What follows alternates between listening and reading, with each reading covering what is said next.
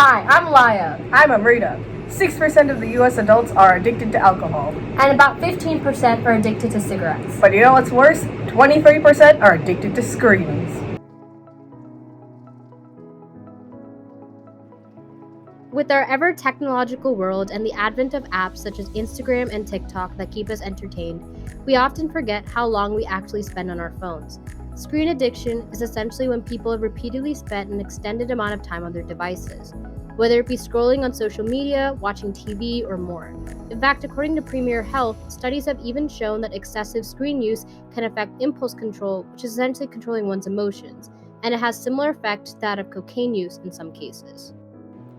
Let's look at some examples. The first example we'll be looking at is from the human's perspective, and the next couple will be from a technological perspective. Let's say that you are working on a project and you see your phone light up beside you. You already went on your phone today and vowed to complete your project by the end of the day, but you can't help but feel a strange pull to your phone. This is not an issue that just you have, as it can quite literally be built into our DNA. According to an article by the NIH, the internet can lead to an increase in dopamine production in an area of the brain called the nucleus accumbens, which is responsible for processing emotional processes. It also serves as a reward structures for the brain. The release of dopamine means that you will instantly feel good, and you will continue to do the thing that makes you feel good. You are biologically programmed to do so. As a result, your project will become neglected, and you will most likely get too distracted to finish it in time. Addiction from the technological perspective is very different, as the technological goal is to purposely make it so that the app or application is addictive.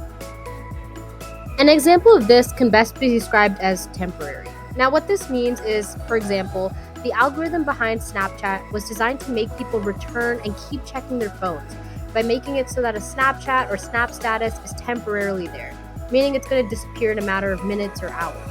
This way, the algorithm can continue to have users return because they don't want to miss out on an image or anything, and the algorithm is essentially trying to get you to return frequently so that it can gather more data on things that you like. Another example of this is through rewards. Instagram provides things like filters on their platform deliberately to elicit an instant reward in their users.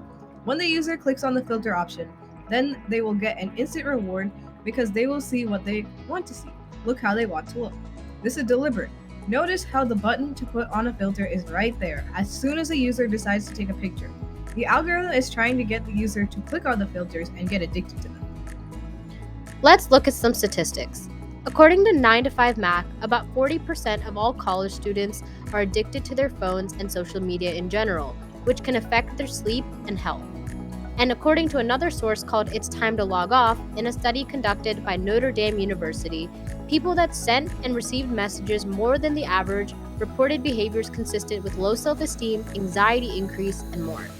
It has also been proven that in the workplace, taking a break to look at one's phone can make an employee take 19% more time on the task and become as much as 22% less effective overall. Even more alarming, new research has shown that phone addiction can lead to long-term damages in the brain, such as permanent structural changes to the brain regions that deal with emotional processes, decision-making, and attention span.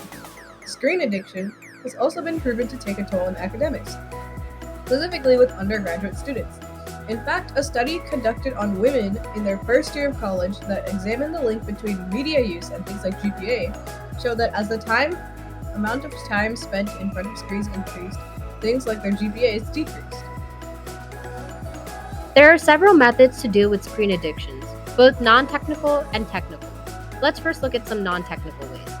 According to UNICEF, one way to reduce screen addiction is to move it out of your bedroom. It's as simple as that. This will reduce the amount of time you spend on your phone before you go to bed. In addition to this, blue light is known to keep your mind awake and alert. So reducing the screen time before bed in this manner will help you go to sleep faster, as you will not be exposed to harsh blue light right before bed. Another way to limit your screen time and beat screen addiction is to schedule fun events that don't involve spending time on your phone.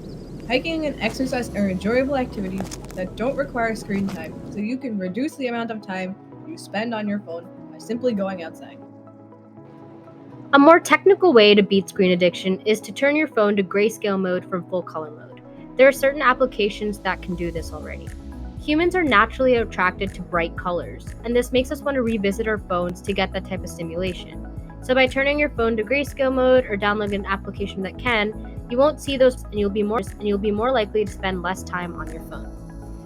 Another way to reduce the amount of time you spend on your phone and reduce screen addiction is to set screen time restrictions on your phone. On most phones, you are able to set screen time limits that restrict the amount of time that you are allowed to spend on certain apps. If you notice that you are more addicted to certain apps, then you can set these limits on your phone so you will spend less time on them. So you guys may be wondering how apps like Instagram may be so addictive and what we can do to perhaps make them less addictive. So let's first talk about how Instagram specifically is so addictive. Instagram is addictive because of its flashy colors and its ability to easily like and share pictures. In fact, according to an article written by Anukriti Sharma, who is an established UX content designer, the concept of liking and using the heart emoji in Instagram, for example, has psychologically driven people to become addicted to likes in general, as it raises their expectations and they will spend more time looking at that person's pictures to see what else they can like, and especially when a person receives likes, dopamine will get released and the cycle will begin again. Another reason why Instagram is addictive is the notifications that get sent by the app to your phone. That makes the phone light up every single time someone you know has posted or if you get tagged in a photo. Since the app is always so active, we often get sucked in. The last reason why it is addictive is because there is no end. What this means is that there is an infinite amount of posts that one can look at on their feed. You can spend hours and hours scrolling through posts without knowing it, all because you know that you feel good. We will now present our custom Instagram app that was specifically designed to help prevent screen addiction. Our first modification is grayscale. Currently, this is how Instagram looks. As you can see, it's very flashy and bright, and it currently doesn't have a grayscale option for their users. Our new and improved version would have a grayscale option, and this is sort of how it would look like. If it was switched on, it would make the entire app grayscale and in more muted colors. This would help reduce screen addiction because, as stated before, humans are naturally attracted to bright colors, and this makes us want to revisit our phones to get that type of stimulation. So looking at black and white settings will make us less attuned to go on our phone all the time. Another feature is non-infinite scroll.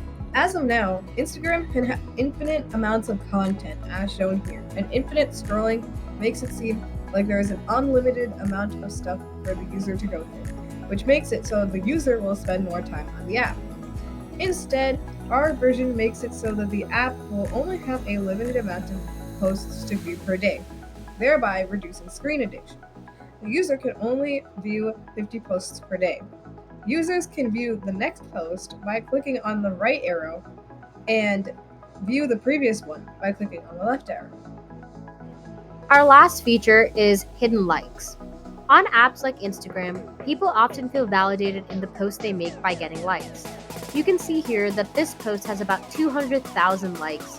The user will most likely become happy because their post got so many likes, and sometimes post pictures just for the sake of getting likes and being validated. This increases the amount of time they spend on the app and contributes to screen addiction.